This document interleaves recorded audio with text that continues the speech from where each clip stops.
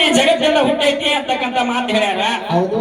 ಅದಕ್ಕೆ ಹೆಂಗಂತ ಕೇಳಿದ್ರ ಏನೋ ಇವತ್ತ ವಿಷ್ಣು ಪುರಾಣ ಅವಶ್ಯ ಮಂದಿರೊಳಗೆ ಬರ್ದಿರ್ತಕ್ಕಂತ ಹಾಡ ಹಾಡ್ರು. ಹೆಂಗ ಕಾಲ ನಮಕ ಪರಮಾತ್ಮ ಇದ್ದ ನಮ್ಮ ಅಪ್ಪನಿಂದ್ರ ಜಗತ್ ಹುಟ್ಟೈತಿ ಅಂತ ಹೇಳಿದ್ರು. ಒಟ್ಟ ಅದೇ ಪುರಾಣದೊಳಗೆ ಅಲ್ಲೇ ಏನ್ ಬರ್ದಾರ ಅಂತ ಕೇಳಿದ್ರ ಏನ್ ಬರೋರು ಕಾಲ ನಮಕ ಮಾಡಿರ್ತಕ್ಕಂತ ಸೃಷ್ಟಿಯನ್ನ ಐಕ್ಯಮತ್ಯ ಹೊಂದೈತಿ, ನಾಶ ಆಗಿ ಹೋಗೈತಿ, ಎಲ್ಲ ಸತ್ ಹೋಗ್ಯಾವು. ಏನಾಗೈತೆ ಅಂತ ಕೇಳಿದ್ರೆ ನಮ್ಮವ್ವ ಲಕ್ಷ್ಮೀ ದೇವಿ ಅನುಗ್ರಹದಿಂದ ಈ ಜಗತ್ತೆಲ್ಲ ಹುಟ್ಟೈತೆ ಅಂತ ಹೇಳಿ ಪುರಾಣ ಬರ್ದಾರು.